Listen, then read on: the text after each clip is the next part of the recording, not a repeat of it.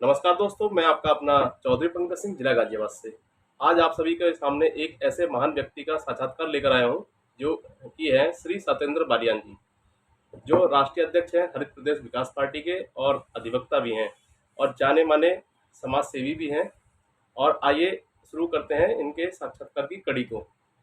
इन सबसे पहले जानते हैं हम इनका जीवन परिचय। श्री सत्येंद्र बालियान जी का जन्म सन 1971 को सिसौली मुजफ्फरनगर में हुआ था। इनकी जो शिक्षा है वो एमए इकोनॉमिक्स, एलएलबी। वैवाहिक जीवन, आपका विवाह आज से 23 वर्ष पहले हुआ था। आपकी धर्मपत्नी गृहिणी है और आपके दो बच्चे हैं, जिसमें कि एक लड़का व एक लड़की। अभी दोनों ही शिक्षा ग्रहण कर रहे हैं। आपके शौक व रुचियां हैं, आपका शौक यात्रा करना व मूवीज देखना है, और आपका शौक राजनीति में कैरियर बनाना भी है। आपकी रुचि समाज सेवा के कार्यों से बहुत ज़्यादा जुड़ी हुई है और आपका सामाजिक कार्यों में हमेशा योगदान रहता है। आपकी भाषा शैली, आपका व्यवहार व भाषा शैली बहुत ही मधुर है। लोग आपसे जुड़कर अपने आप को गौरवान्वित महसूस करते हैं, और उसका सीधा सा कारण है कि आपकी जो मधुर भाषा शैली है। अब बात करते हैं आपकी कार्यकुशलता के बारे में। आप जिस भी कार्य को करते हैं उसे करने में आप अपनी पूरी लगन व मेहनत को लगाते हैं, और उसका परिणाम होता है कि आज आप एक सफल अधिवक्ता हैं। दिल्ली के जाने माने अधिवक्ता के रूप में आपकी एक पहचान है, जो कि हर अधिवक्ता के पास नहीं होती, वो आपके पास है। आप आज आपसे जुड़े हुए प्रश्न पूछने का समय है। श्री सत्येंद्र बालियान जी, थोड़ा सा अब आप अपने बारे में हल्का सा सूक्ष्म परिचय दीजिए। दोस्तों नमस्कार, पंकज जी नमस्कार आपको। नमस्कार जी। आप आए और आपने मुझे ये मौका दिया कि आप मेरा इंटरव्यू ले रहे हैं आज अपने प्लेटफॉर्म पर। जी। और जीवन परिचय तो आपने मेरा दे ही दिया है। जी। बहुत कुछ। जी। तो लेकिन इस, आपके मुंह से, आपके मुखर बिंदु से सुनना सभी को अच्छा लगेगा ना। इसके लिए बहुत बहुत धन्यवाद जी। आपको। दोस्तों, पंकज जी आए और परिचय तो दिया ही है, मैं बता देता हूँ आपको भी और अपने दोस्तों को भी जानकारी के लिए। जो मुझे जानते हैं उनको तो पता ही है मेरे बारे में, और जो नहीं जानते हैं उनको भी मैं बता देता हूँ। मेरा नाम सत्येंद्र बालियान, और बाय प्रोफेशन मैं एडवोकेट हूँ। दिल्ली बेस्ड प्रैक्टिस है मेरी, और मैं प्रैक्टिस जो है पूरे all over India, all district courts और हाई कोर्ट्स और दिल्ली सुप्रीम कोर्ट में प्रैक्टिस करता हूँ। और मेरा जन्म जो है कस्बा सिसौली, जिला मुजफ्फरनगर, एक किसान परिवार में हुआ है। जी। और एक मिडिल क्लास फैमिली से मैं बिलोंग करता हूँ। मेरी जो एजुकेशन हुई है वो जो है हाई स्कूल किया था मैंने 1986 में। तभी से मैं बाहर हॉस्टल में रहा हूँ, मैं हॉस्टलर रहा हूँ 11th से लेके। मैंने बीए किया, एमए इकोनॉमिक्स किया, जो पंकज जी ने अभी बताया है। जी। और फिर उसके बाद मैं एलएलबी किया CCS university Meerut college, Meerut से जी। 97 में। उसके बाद मैं जो है कुछ दिन कुछ और काम किया था, तो मैं 2000 से प्रैक्टिस में हूँ यहाँ दिल्ली में। मेरा जो चैम्बर ऑफिस है वो कड़कड़डुमा कोर्ट दिल्ली में ऑफिस है, और मैं बेस दिल्ली है। और प्रैक्टिस जो आपको बताया, मैं पूरे नॉर्थ इंडिया तो मैं कर ही चुका हूँ। इवन बॉम्बे, महाराष्ट्र, सभी जगह स्टेट्स में कर चुका हूँ। और ये कदा हम जाते रहते हैं। और किसान परिवार से बिलोंग करने के नाते हम लोग ज़मीन से जुड़े हुए हैं। तो समाज सेवा और राजनीतिक जो क्षेत्र है उसमें भी हम थोड़ा सा काम कर रहे हैं। और मेरी प्रैक्टिस में बहुत सारे लोग हैं, कई बार सोशल मीडिया के माध्यम से भी लोगों ने ये क्वेश्चन उठाए हैं, या कभी कभी मेरे से डिस्कस भी किया है, आर्गूमेंट्स भी किए हैं कि आप फीस लेते हो, इतनी लेते हो, ये करते हो। लेकिन दोस्तों मैं बता रहा हूँ, मेरे पास बहुत सारे ऐसे केसेस हैं जी। जो मैं चैरिटी के नाम पे करता हूँ, फीस नहीं लेता उनसे। जी। एक्सपेंसेस वगैरह जो आते हैं वो तो करना ही पड़ता है। तो ये संक्षिप्त में जीवन परिचय है मेरा। तो बालियान जी, आपने अधिवक्ता के पेशे को ही क्यों चुना? हाँ, ये आपका सवाल सही है, जी। अधिवक्ता का पैसा ही क्यों चुना। एक्चुअल में क्या था कि मैं इकोनॉमिक्स का स्टूडेंट रहा हूँ। जी। अर्थशास्त्र मैंने पढ़ा है और उसकी बारीकियों को मैं जानता हूँ, समझता हूँ। आज देश के जो हाल है, वो जो चल रहे अर्थव्यवस्था के लिए, वो तो खैर लंबा विषय हो जाएगा, उस पर नहीं जाना चाहता। जी। लेकिन एम.ए. इकोनॉमिक्स के बाद मैं करना चाहता था एम.फिल और पी.एच.डी इकोनॉमिक्स में, जी। लेकिन किन्हीं कारणवश नहीं कर पाया। तो फिर मैंने लॉ में एडमिशन लिया और यही सोच के लॉ में एडमिशन लिया था, क्योंकि हम लोग स्टूडेंट थे, हॉस्टल में रहते थे। कई बार हम ऑफिस के लिए, अपने काम के लिए जाते थे। कई बार दोस्तों के साथ हम कोर्ट कचहरी में भी गए हैं छात्र जीवन में।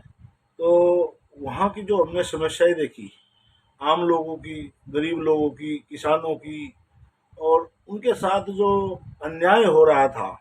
ऑफिस में जाओ, लोग ऑफिस में अपने काम कराने के लिए जाओ तो अधिकारी लोग सुनते नहीं है, कर्मचारी सुनते नहीं है।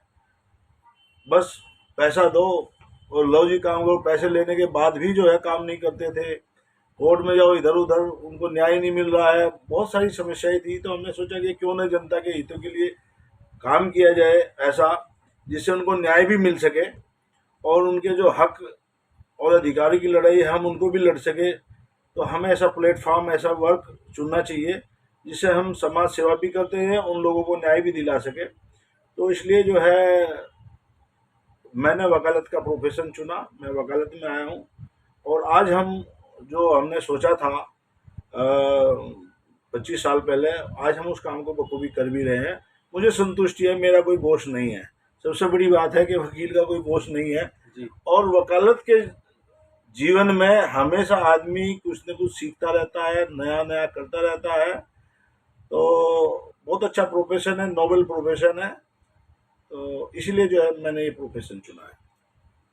जी, अच्छा लगा बालियान जी आपसे सुनकर कि आपने अधिवक्ता के पेशे के रूप में एडवोकेसी को चुना, यानी अपने जीवन में लोगों की परेशानियों को देखा, महसूस किया कि हाँ जी, जो दर्द था वो कैसे मैं उनका दूर करूँ, तो आप अधिवक्ता बने।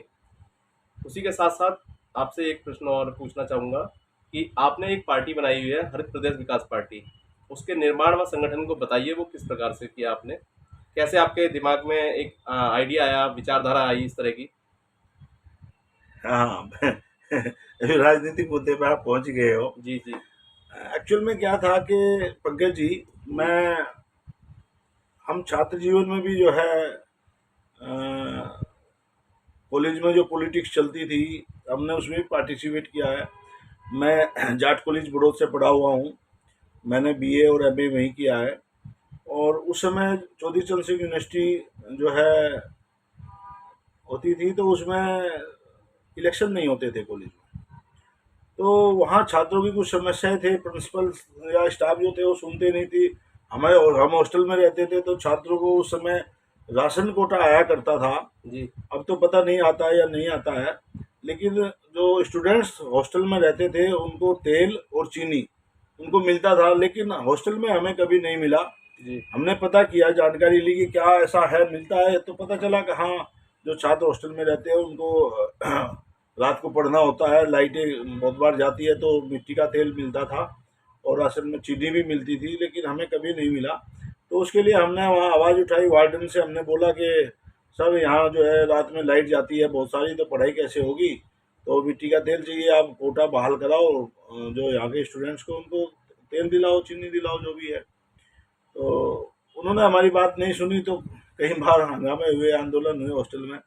हमारे और साथी हैं जो आज कोई अलग अलग क्षेत्र में कोई जॉब कर रहे हैं, कोई बिजनेस कर रहे हैं, कोई कुछ खेती भी कर रहे हैं। सभी जी। प्रकार के लोग हैं। तो कुछ प्रोफेसर्स भी हैं, कुछ बड़े ऑफिसर्स भी बने हुए हैं। तो हमने खूब आवाज़ उठाई, लेकिन नहीं सुनी। फिर हम प्रिंसिपल के साथ पास गए, प्रिंसिपल साहब के पास। उस समय पीएस मलिक साहब हुआ करते थे जाट कॉलेज बड़ौद में, जी। 91, 92, 93 के आसपास। तो उनके घर भी रात को 12 बजे आंदोलन, धरना प्रदर्शन हुआ, काफ़ी कुछ हुआ। तो फिर उसके बाद इलेक्शन की मांग हुई, तो हम लोगों ने इलेक्शन कराए थे वहाँ पर। जाट कॉलेज बड़ौद में पहली बार इलेक्शन हुए थे और 91, 92 की बात होगी। तो मुझे याद नहीं एग्जैक्ट कौन से ईयर था। तो एक राजीव तोमर थे सूख के, वो प्रेसिडेंट बने थे वहाँ स्टूडेंट यूनियन के। जी।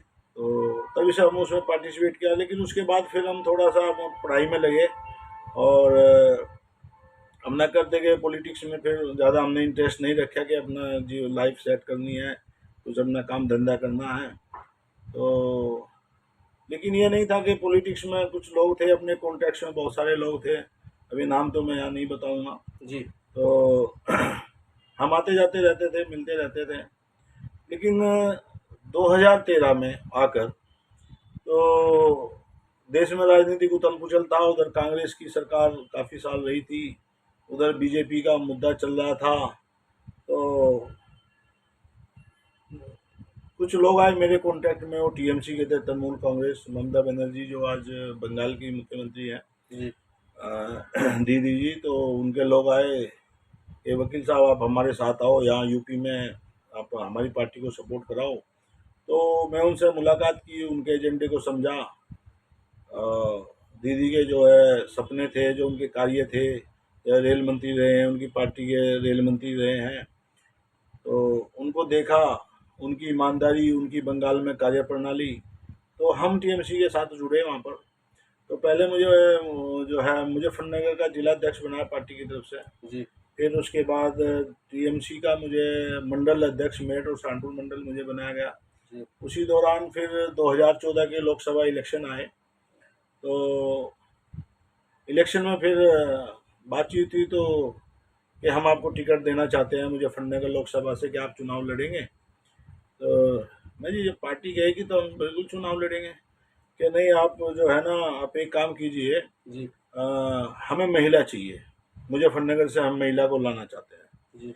मैं जी महिला तो बताएं आप किस महिला को लाना चाहते हैं, हम देखते हैं तो पार्टी में कौन काम कर सकती है, कौन चुनाव लड़ सकती है। तो पार्टी के जो हमारे उस समय के प्रदेश अध्यक्ष होते थे, वो यहाँ के थे, मथुरा से, मार्च से एमएलए रहे हैं वो। पंडित श्याम सुंदर शर्मा हाँ, जी। पंडित श्याम सुंदर, सॉरी, पंडित श्याम सुंदर शर्मा जी जो जी। है उत्तर प्रदेश के अध्यक्ष थे टीएमसी के। जी। उनसे बातचीत हुई तो कह रहा आप अपनी पत्नी, धर्मपत्नी जी को लाओ, हम्म। और हम उनके नाम से टिकट दिलाते हैं और आप उनको चुनाव लड़ाइए। जी। भाई ठीक है, मैं धर्मपत्नी जी से बात करता हूँ, यदि वो एग्री होगी तो मैं बिल्कुल, मैं मुझे कोई ऑब्जेक्शन नहीं है, मैं तैयार हूँ। तो उन्होंने फिर जो है उनको टिकट दिया और 2014 लोकसभा चुनाव हमने लड़े। हालांकि उस समय 2013 दंगा मुजफ्फरनगर में था, वेस्टर्न यूपी पूरा जो है उबाल पर था, लोगों में जोश था, गरमाई थी, गुस्सा था। लेकिन उस दौरान भी हमने वहाँ चुनाव लड़ा 2014 में। और 2014 में चुनाव का जो रिजल्ट रहा वो तो खैर सब था ही, सब बीजेपी की सरकार बनी थी। और उस समय टोटल जो है 19 कैंडिडेट थे, जी। 19, और हम टॉप 5 पर थे उसमें, आउट ऑफ 19 जी। हम 5वें नंबर पे थे। और हमारा, पंकज जी आप ताज्जुब मानोगे जी। कि ये रिजल्ट हम 5वीं पर कैसे रहे हैं। ये देखिए कि हमें 20 तारीख में टिकट मिला था, 20 मार्च 2014 में। जी। और 22 में, 21 में हमें नॉमिनेशन करना था, बट हम 22 में कर पाए, लेट हो गए थे रात में। जी। तो 22 में हमने नॉमिनेशन किया और 10 अप्रैल का फर्स्ट फेज का इलेक्शन था मुजफ्फरनगर में। क्योंकि जब भी लोकसभा का इलेक्शन होता है या विधानसभा का उत्तर प्रदेश में इलेक्शन होता है तो पहले हमारा वेस्टर्न यूपी से स्टार्ट होता है, सहारनपुर, मेरठ, मुजफ्फरनगर, शामली, बागपत, इस क्षेत्र में होता है। तो चाहे लोकसभा हो चाहे विधानसभा हो, इधर से जी। स्टार्ट होता है। तो हमारा फर्स्ट फेज में इलेक्शन था, तो हम कुल 15 दिन ही चुनाव की तैयारी कर पाए। और क्षेत्र में हम 15 ही दिन रहे हैं। तो 15 दिन में क्या चुनाव की तैयारी कर सकते थे और कितना हम घूम सकते थे। एक मुजफ्फरनगर लोकसभा में करीब 600 से ज़्यादा गांव हैं, आते हैं। जी। और मुझे लगता है कि हम ज़्यादा तो नहीं घूम पाए, हम 50-60 गांव में कुल घूमे होंगे। और वो भी अपने क्षेत्र में जिस लोगों को जानते थे उनके, उनसे मिले, उनके पास गए और हमने अपना मुद्दा रखा। लेकिन जब रिजल्ट आया तो हमने ये महसूस किया कि जितने लोगों के पास हम गए हैं, जी। जितने लोगों से हम मिले हैं, डोर टू डोर या फेस टू फेस हम मिले हैं, पर्सनली हमारी मुलाकात हुई है, उन सब लोगों ने हमें वोट दिया। अब ये देखिए कि पहले नंबर पे बीजेपी, जी दूसरे नंबर पे सिटिंग एमपी रहे, वहाँ से थे 2013 में जो थे वो कादिर राणा जी थे, जी बीएसपी से। दूसरे पे वो थे। जी तीसरे पे वीरेंद्र गुज्जर थे, जी समाजवादी पार्टी सत्ता में थी उस समय उत्तर प्रदेश सरकार में, तीसरे पे जी वो थे। चौथे पे पंकज अग्रवाल थे, उस समय मेयर थे मुजफ्फरनगर के वो। जी और कांग्रेस, वो कांग्रेस से थे, कांग्रेस, लोकदल और जी किसान यूनियन का गठबंधन था उस समय जी 2014 में। तो चौथे पे वे थे, पांचवें पे हम थे। जबकि जबकि जो है, हमें बहुत कम लोग मुजफ्फरनगर में जानते थे, पार्टी को बहुत कम लोग जानते थे, चुनाव चिन्ह बहुत कम लोग जानते थे।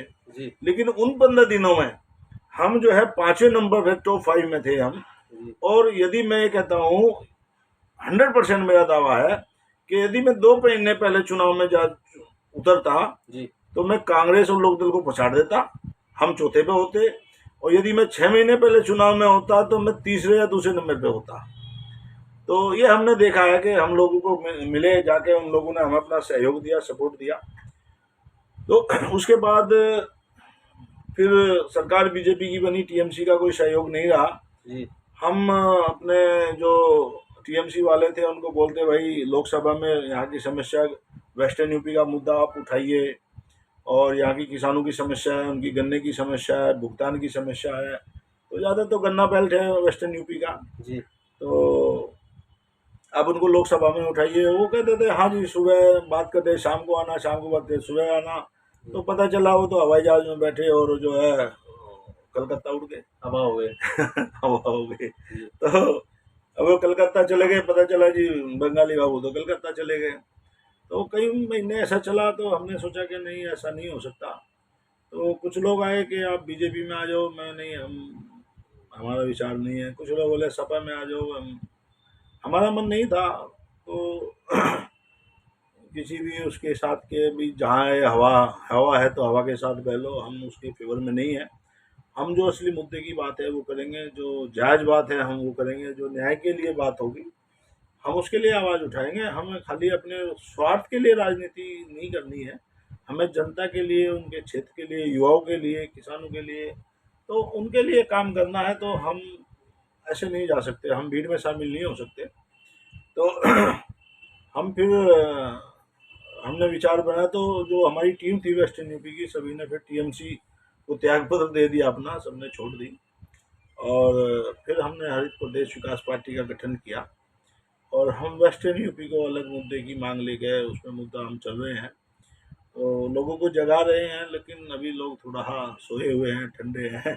ये कोशिश जारी है, हम लोग लगे हुए हैं।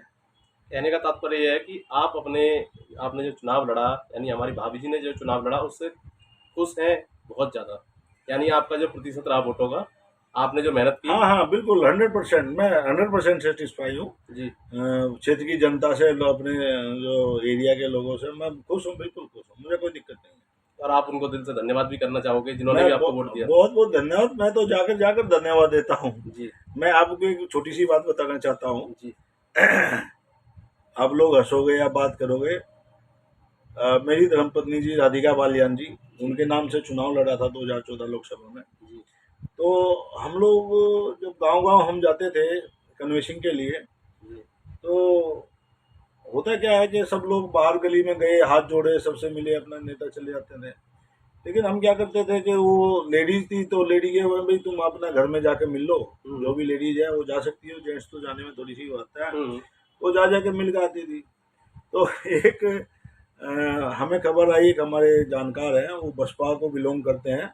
जी हालांकि उन्होंने हमें सपोर्ट किया, वोट भी दिलाई हम्म लोकसभा में, बसपा के होते हुए। जी तो वो एक कहने लगे, यार हमारी घरवाली ने तो एक वोट खराब कर दी। हम्म बोला, भाई क्या वोट खराब कर दी? हम्म कह रहे, यार उसको देना तो था हाथी पर, हम्म और वो दो फूल वाली को वोट दिया ही। हम्म हम्म हम्म कि भाई दो फूल वाली कौन? हम्म कह रहे, वो जो ममता ममता बनर्जी वाली टीम है, वो राधिका बालियान। कह लो राधिका बालियान को वोट दिया ही। हम्म तो मैंने उससे पूछा कि भाई उसको क्यों वोट दिया है? हम्म कह लो, वो मेरे से वोट मांगने आई थी मेरे घर में, हम्म और तो कोई मेरे से वोट मांगने आया नहीं, हम्म तो इसलिए मैं उसको वोट देगा ही। तो दोस्तों, अब ये कन्वेंसिंग का और लोगों से जुड़ने का ताकत है ये, और ये उसका प्यार था कि हमें इतनी वोट, इतना समर्थन वहाँ से मिला। मैं बहुत खुश हूँ, धन्यवाद देता हूँ क्षेत्र के लोगों को, जनता को, कि हमें अपना आशीर्वाद बनाए रखे, आगे भी हम सेवा का मौका देंगे। जी। बहुत बहुत धन्यवाद उनका सभी का, हाथ जोड़ कर धन्यवाद।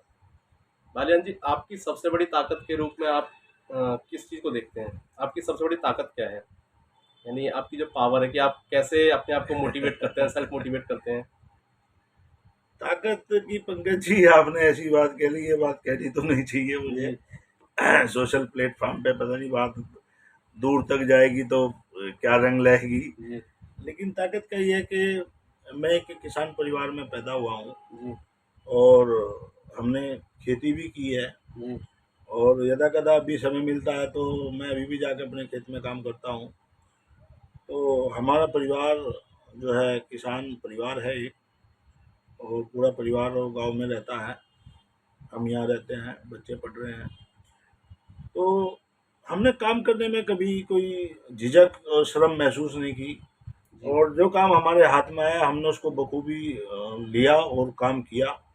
हमारे पिताजी जो थे, जब खेत में काम कर हम काम नहीं, हम धीरे धीरे काम करते थे, क्योंकि कॉलेज में से आते थे, हॉस्टल से आते थे, जी। तो हमारा हाथ धीरे धीरे चलता था। हुँ, तो पीछे से जो है ऐसा लगता था हुँ, तो कहता जल्दी जल्दी कर। हुँ, तो हमें आदत पड़ी हुई है कि जो भी काम करना है हिम्मत और साहस के साथ करना है। जी, रही ताकत की बात, तो वो फैमिली जो बैकग्राउंड है काम करने का, और वो हमें अभी तक बरकरार है। और जो दूसरी ताकत की बात करते, तो हम जो है ऊपर वालों को नहीं देखते, हम नीचे वालों को देखते हैं। जी। तो लोग तो देखते हैं कि ऊपर वालों को देखो, आगे बढ़ो आगे बढ़ो। हुँ, अरे वो हुँ, तो हम बढ़ ही रहे हैं, वो तो हुँ, हमारे में हिम्मत होगी तो हम बढ़ ही जाएंगे। हुँ, लेकिन अपने नीचे वालों को देखो ना, कि निचले वाले कहाँ हैं, कैसे हैं, और हम कहाँ हैं। तो हमें हमें उनको आगे बढ़ाने के लिए हमें ताकत मिलती है कि हम इन लोगों को आगे खींचे, हम इनका हाथ पकड़ के आगे लाएं। कैसे मिला?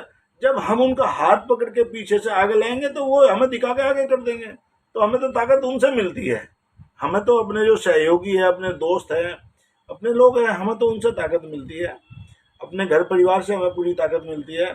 हमारी फैमिली, मेरी वाइफ है, उसका फुल सपोर्ट मुझे है। और वो कभी भी मुझे काम करने के लिए, कहीं आने जाने के लिए कभी कुछ मना नहीं करती है। बच्चे हैं, बच्चे अपना कर रहे हैं, कोई दिक्कत नहीं है, वो घर संभालती है बखूबी। तो सबसे बड़ी ताकत तो घर से मिलती है। जी, पहले हमें अपने बचपन से अपने परिवार से मिली, अपने माँ बाप से मिली है।